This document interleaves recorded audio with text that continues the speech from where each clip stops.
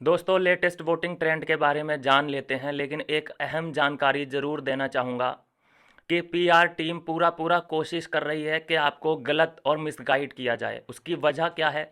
उसकी वजह यह है कि जिससे अविनाश के फैंस का, ईशा के फैंस का, विवियन के फैंस का हौसला टूट सके। वो गलत इन्फॉर्मेशन स्प्रेड कर रहे हैं। जहां वो चुम को आगे दिखा रहे हैं, अविनाश को पीछे दिखा रहे हैं, उनका मोटिव यही है कि जिससे अविनाश के फैंस का दिल टूट जाए और वो वोट करना छोड़ दें। सीधे सीधे नीचे बताया जा रहा है, मुझे इन्फॉर्मेशन लेनी पड़ती है, क्या करूं मैं। पीआर टीम बहुत एक्टिव हो चुकी है उनकी। और सबसे अच्छी बात अब आपके लिए मैं बताऊं, एक आपके लिए बधाई मैं ये कहूँगा, आपको बहुत बहुत शुक्रिया भी उसके लिए, कि हमने जो ज़ोर शोर से एक मुद्दा उठाया था कि जो अंदर गए थे वो सब के सब पीआर थे, उन्होंने पैकेज लिया हुआ था। अविनाश ने खुद उस बात का खुलासा किया था। उस बयान के बाहर आने के बाद पूरी पीआर टीम, जितने भी लोग अंदर गए थे, सब जगह वीडियो बनाने लगे हैं कि अरे नहीं ऐसा नहीं था, अरे नहीं ऐसा नहीं था। और ये दुकानदार जो हैं यूट्यूब पे, ये लोग भी सफाई देते नज़र आ रहे हैं कि अरे नहीं, पीआर नहीं है, नहीं था, हमसे तो किसी ने संपर्क किया नहीं। मतलब भोला बनने की तो सफाई वो देने लगता है। मतलब ऐसा होता है ना कि तुम में से ही कोई चोर है, तो वो चोर जो होगा वो कहने लग जाए नहीं नहीं साहब, मैंने चोरी नहीं की, मैंने चोरी नहीं की। ये एक असली और बड़ी वजह निकल के आती है कि हमने चोरों को पकड़ लिया है। सब के सब सफाई देने लगे हैं। कोई कार में बैठे बैठे सफाई दे रहा है, कोई स्पेशल वीडियो बना रहा है कि नहीं ऐसा नहीं है। तो इसका मतलब ये है कि मुद्दा जो हमने उठाया था वो बहुत अच्छे से वर्क किया और इन लोगों की अकल ठिकाने आई। इनको पता चला कि हम जो चाहेंगे वैसा वैसा होता नहीं रहेगा। इनकी औकात क्या है? पीआर, ये जो मीडिया वाले अंदर गए थे, आपने देखा ही है, इनको दूर रखा जाता है, दूर दूर दूर, फोटो नहीं लेना, ऐसे करके। सेलिब्रिटी जो होते हैं ना असली वाले, वो ऐसे लोगों को डांट के रखते हैं कि दूर रहे। और वहाँ पे इनको इतनी वैल्यू, इतना मतलब हर सवाल का जवाब इन लोगों ने पेट से निकलवाया है। सवाल उठे ईशा पे, सवाल उठे अविनाश पे, सवाल उठे विवियन पे, जिनकी वजह से पूरा का पूरा शो रन किया है। 1.5 महीने जैसे वो सोया रहा, ऐसे ये सोए रहते तो क्या कंटेंट मिलता। जो आ रही थी टीआरपी ना, वो भी नहीं आती। लोगों का मानना है, पीआर टीम का मानना है कि अरे भाई ये तो करणवीर मेहरा शो है, करण की वजह से ये शो चल रहा है। जब से करण जागा, जगा क्या मतलब, आपने लात मार मार के, मार मार के जगाया उसे। उसको नकली शेर की खाल पहनाई गई भेड़िए को। तो ये बताइए, अगर आपका ये जो नकली भेड़िया शेर है जो जागा, तो टीआरपी क्यों डाउन हुई?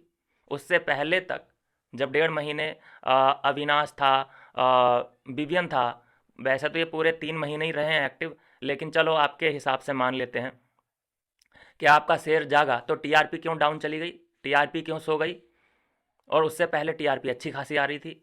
तो ये बातें समझ नहीं आती हैं, बस बोलना है ना, क्योंकि हमारी ऑडियंस है वो हम पे विश्वास करती है। कुछ भी बक देंगे, भौंक देंगे, ऑडियंस विश्वास करेगी, हर जगह वो कमेंट करने लग जाएगी, द करणवीर मेहरा शो, ये तो करणवीर की वजह से ही शो चल रहा है, नहीं तो कुछ है ही नहीं इस शो में। सब झूठ पकड़े गए हैं। और पीआर टीम मतलब कमाल की पीआर टीम। इस बात का आइडिया मुझे उस जगह पे लगा जब ये करण रजत दलाल के ऊपर ब्लेम डाल रहा था कि भाई इसने तो कैरी मिनाटी से सॉरी बुलवाया है। एक इसका दोस्त जिसको मैं जानता नहीं, वो 4 हफ्ते में आया है और ट्रॉफी लेके गया है। क्या वो इसके लिए मशीनरी नहीं चला रहा होगा? तो इसको बहुत ज़्यादा ये डीप में जाके सोचा है इसने। और ये इन बातों का बहुत बड़ा खिलाड़ी है कि पीआर को कैसे काम पे लगाना है। अरे नहीं तो आप खुद अंदाज़ा लगा लीजिए कि इसमें ऐसा है क्या जो कि ऑडियंस इसे पसंद करेगी।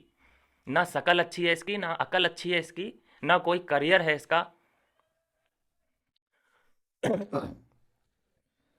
ना कोई कैरेक्टर इसने ऐसा प्ले किया है जो कि बहुत वायरल चला गया हो, जिससे कि होता है ना कि लोगों के दिलों में जगह बन जाती है कैरेक्टर की वजह से।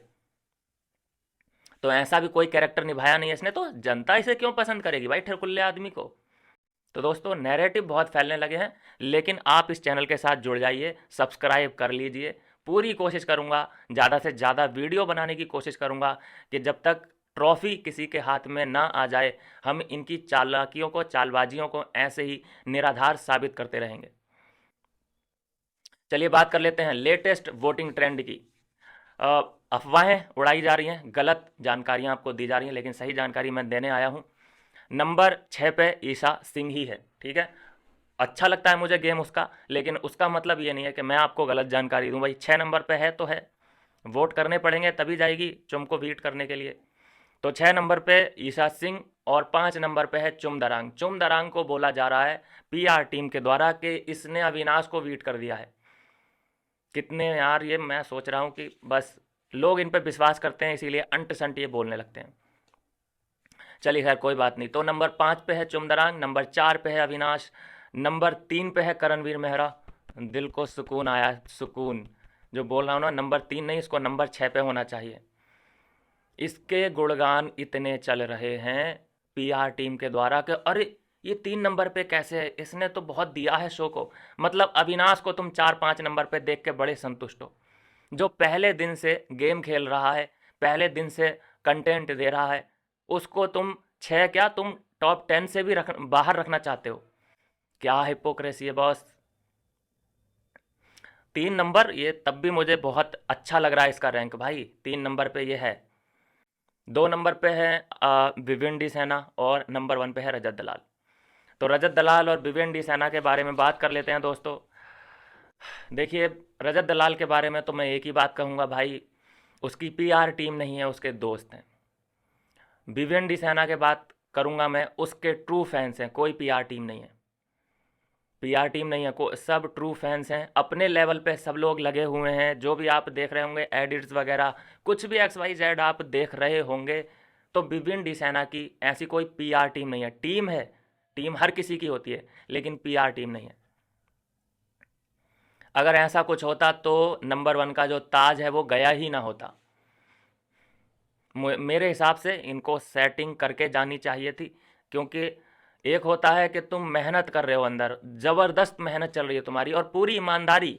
मेहनत तो चलो मान लेते हैं कि सब करते हैं, लेकिन ईमानदारी कितनी है उस मेहनत में, वो बड़ा ज़रूरी है। और ईमानदारी से जो मेहनत करी है, प्योर कंटेंट जो दिया है, जिसको आप अपनी फैमिली के साथ बैठ के देख लोगे, वैसा कंटेंट अविनाश ने और विविन ने दिया है। और ये जो पीआर टीम कह रही है कि अरे करण, हाय करण, मेरा करण, इसका कंटेंट अगर आपको इतना अच्छा लगा है, तो जब ये बाथरूम में जाता है, जब वो लड़की को काटता है, लड़की इसको काटती है, कंबल के अंदर ये दंगल करते हैं, तो वो सीन अपनी फैमिली को दिखाना, अपने मियाँ बीवी बच्चों को, माँ बाप को दिखाना, वो सीन देख सकती है क्या? जितनी गालियाँ इस ठिरकुल्ले ने दी हैं, उतनी किसी ने नहीं दी हैं इस पूरे सीजन में। ठिरकुल्ला तो छोड़ो, इसकी जो ठिरकुल्ली है उसने भी बहुत ज़्यादा गालियाँ दी हैं। वो गालियों को आप कह रहे हो वाह प्योर। और एक जो डायलॉग जो इसने मारा था चार चबन्नी घोड़े पे, वो कितना स्मूथ और बिना किसी हिचक के मारा था। वैसे तो इसकी हिंदी अटकती है, अटक अटक के बोलती है, it's okay, I don't know why, I don't know, बस ये ज़्यादा आता है इसके। तो इसका मतलब जब ये गालियाँ देती है, जब ये ऐसी टपोरी भाषा का इस्तेमाल करती है, मैंने कहीं इसको अटकते नहीं देखा। ये अटकती उसी जगह पे है जहाँ पे ये फंस जाती है, फंस एक्टिंग करने की कोशिश करती है, जहाँ फंसती है वहाँ पे अटकने की एक्टिंग करती है कि ओ मेरा तो हिंदी नहीं आ रहा है, मुझे तो कुछ समझ ही नहीं आ रहा है, सलमान सर क्या कह रहा है आप, मुझे समझ नहीं आ रहा है। ये भोलेपन की एक्टिंग सिर्फ तुम्हारे फैंस के बीच में चल जाएगी। बिग बॉस जो देखते हैं, जो फॉलो करते आए हैं, ऐसे कितने ही ड्रामे, ऐसी कितनी ही नौटंकियाँ लोगों ने देख रखी हैं, कुछ भी नया नहीं है हमारे लिए। कौन नाटक कर रहा है, कौन भोला बनने की एक्टिंग कर रहा है, सब समझ में आता है। और कौन से कलर की पहनी है वो भी समझ में आता है। तुम्हारा कंटेंट तुम्हारी पीआर टीम को ही अच्छा लगा होगा, बाकी किसी को नहीं। तो यही कहूँगा मैं कि अविनाश को और विवियन को मेरे हिसाब से पीआर टीम को तगड़ा करके जाना चाहिए था। उसी की वजह है देखिए कि विवियन नंबर 2 पे हैं और करण नंबर 4 पे है। और रजत दलाल के बारे में कहूँगा दोस्तों, जो है उसके दोस्त हैं, और दोस्त किसी पीआर टीम से कम नहीं है, क्योंकि दोस्त अगर एक स्टोरी भी डाल देता है, एक वीडियो भी बना के डाल देता है, तो एक दोस्त के कम से कम एवरेज, ऑन एवरेज 2-3 मिलियन तो फॉलोअर हैं ही, और एक के तो कम से कम 30 मिलियन है। बहुत इस बड़ा स्केल है भाई। जैसे कि इतना है कि सब लोग अमीर होते हैं, जैसे अंबानी, टाटा जी, या और भी अडानी जी, ये लोग अमीर हैं, लेकिन एक सुपर अमीर होता है, वो है एलन मस्क। तो वो इस पूरी मशीनरी का जो एलन मस्क है वो एल्विस यादव है। तो इसीलिए गेम हो रहा है, कुछ तरकीब लगानी पड़ेगी, कुछ जुगाड़ बिठाना पड़ेगा बिग बॉस को, तभी रजत दलाल को रोक सकते हैं। वोट के आधार पे अगर छोड़ दिया जाए, जनता के आधार पे छोड़ दिया जाए, तो रजत दलाल को रोक पाना बड़ा मुश्किल है। और मैं वो भी नहीं चाहता कि रजत दलाल के साथ चालबाजियाँ हों। जो है भैया, जनता का फैसला होना चाहिए मेरे हिसाब से तो। और मेरे हिसाब से एक और, कि जो डिज़र्व करता है उसी को ट्रॉफ़ी मिलनी चाहिए।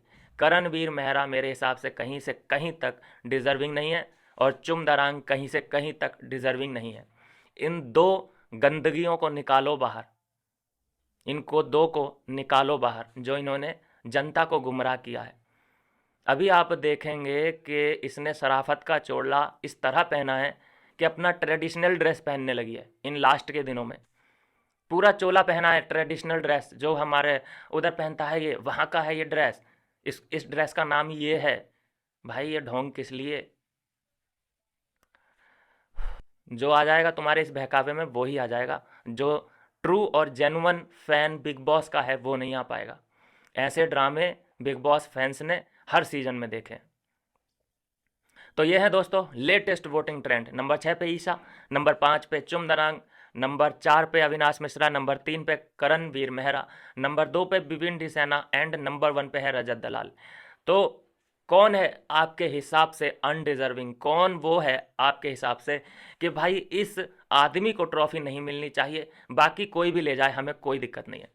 मिलता हूँ नेक्स्ट वीडियो में नई अपडेट के साथ।